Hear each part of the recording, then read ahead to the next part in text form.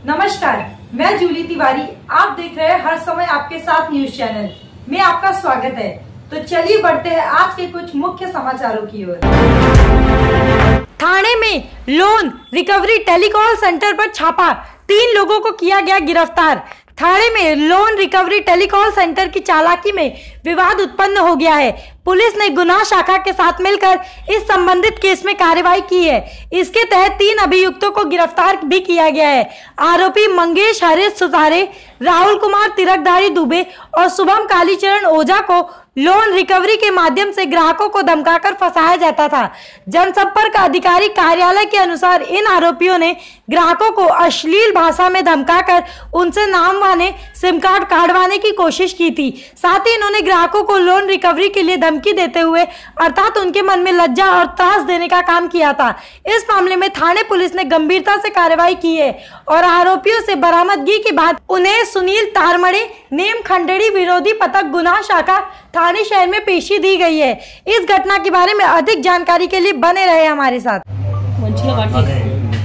विरोधी पथकाकडे एक कंप्लेंट आली होती की एका कंप्लेनरना एका मोबाईलवरून कॉल आला होता अननोन मोबाईलवरून आणि त्यांना अर्वाच्य भाषेमध्ये शिवीगाळ केली होती। त्या अनुषंगानं अँटी एक्स्ट्रॉजन सेलचे सिनियर PI मालोजी शिंदे साहेब, PI करमाळे साहेब, PI वनिता पाटील मॅडम आणि त्यांची पूर्ण टीम यांनी त्याच्यामध्ये इन्व्हेस्टिगेशन केलं। त्याच्यामध्ये आपण गुन्हा चितळसर पोलीस स्टेशनला 732/24 दाखल केला। याच्यामध्ये सेक्शन 504, 506, 509, 420 याप्रमाणे गुन्हा दाखल केला।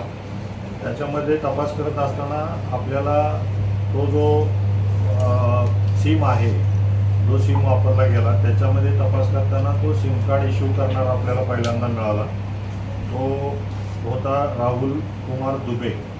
राहुल कुमार दुबेनं हे सिम इश्यू केलं होतं, परंतु जे सिम ज्याच्या नावे होतं त्याच्या नावे त्यानं डुप्लिकेट सिम तयार केलं होतं। एक सिम त्याच्याकडे होतं ओरिजिनल ज्याच्या नावे इश्यू करायचं होतं आणि दुसरं सिम यानं तयार करून ते सिम एका कॉल सेंटरला दिलं होतं। आणि ज्यावेळेस आपल्याला राहुल कुमार दुबेला आपण आयडेंटिफाय झाला त्यावेळेस त्याला आपण ताब्यात घेतलं। ताब्यात घेतल्यानंतर असं लक्षात आलं की याने जवळजवळ 25 सिम कार्ड असे तयार करून हे एका कॉल सेंटरला दिलेले आहेत आणि हे एक आपल्याकडं सिम कार्ड घेण्यास इश्यू करण्यासाठी जर आलेला आहे त्याला काहीतरी सांगायचं की तुझे थंब इम्प्रेशन बरोबर आलेलं नाही आणि परत थंब इम्प्रेशन घेऊन त्याच्यावर ते कार्ड दुसरं इश्यू करून घेऊन ते कार्ड तसे 25 त्यानं तयार केले होते। आणि हे कार्ड सिटीजन कॅपिटल नावाचे एक भायंदरला कॉल सेंटर आहे जे की लोन रिकव्हरीसाठी काम करते, त्यांच्याकडे हे 25 कार्ड आढळले। त्याच्यानंतर त्या कार्ड देणारा होता जे सिटीजन कॅपिटलमध्ये काम करणारा होता अमित पाठक म्हणून, त्याला पण आपण ताब्यात घेतलं। त्यानंतर सिटीजन कॅपिटलचा ओनर शुभम ओझा म्हणून आहे, त्याला पण आपण ताब्यात घेतलं। तर त्यानंतर माहिती अशी कळाली की हे कॉल सेंटर आहे हे लोन रिकव्हरीसाठी काम करतं आणि लोन रिकव्हरी हे स्लाइस फायनान्स, कोटक बँक आणि IDFC फर्स्ट बँक याच्यासाठी काम करतात हे सिटीजन कॅपिटल रिकव्हरी एजंट म्हणून। तर अशी माहिती मिळाल्यानंतर आता आपण याच्यामध्ये राहुल कुमार दुबे जो सिम कार्ड इश्यू करणारा आहे तो अमित पाठक हा एम्प्लॉय आहे सिटीजन कॅपिटलचा आणि शुभम ओझा हा सिटीजन कॅपिटलचा मालक आहे।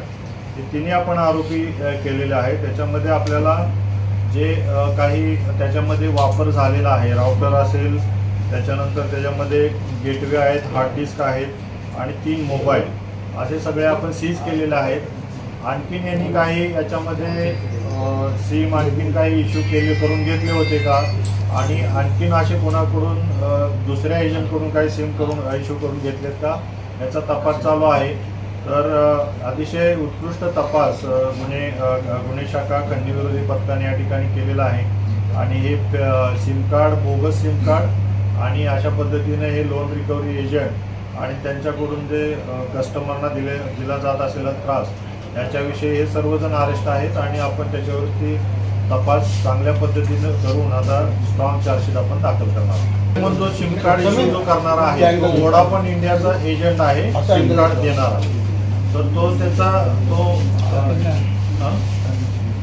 त्यांना त्यांचं ते टार्गेट असतं की सिम एवढे तुमच्याकडून एवढे व्हायला पाहिजे, तेवढे व्हायला पाहिजे. प्लस त्यांची सुद्धा जी सिटीजन कॅपिटलची त्यांची रिक्वायरमेंट होती, त्या अनुषंगानं सिटीजन कॅपिटलने ऑलरेडी काहीतरी अप्लाय केलं होतं व्होडाफोन इंडियाकडे, पण त्यांची रिक्वेस्ट अमान्य केली होती त्यांना सिम कार्ड इश्यू करण्यासाठी.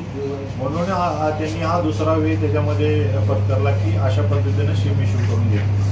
आणि सिम डुप्लिकेट यूज केल्यामुळं हा जो कॉलर आहे जो आपण पहिला पकडला याच्यामध्ये, तर ज्याने शिवीगाळ केली त्याला आपण अरेस्ट केलेला आहे. तर त्याने ह्याच्यामध्ये डुप्लिकेट सिम आहे, आपण कुणालाही काही बोललं तर आपण पकडलं जाणार नाही, अशा पद्धतीचं बिहेवियर होतं.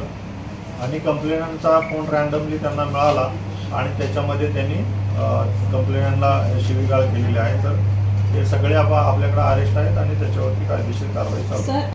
आज के लिए बस इतना ही. कल फिर मिलेंगे इसी वक्त इसी चैनल पर. तब तक के लिए मुझे दीजिए इजाजत. धन्यवाद. हमारे चैनल को सब्सक्राइब करें और बेल आइकन दबाना ना भूलें ताकि हमारी खबरें सबसे पहले आप तक पहुंचे.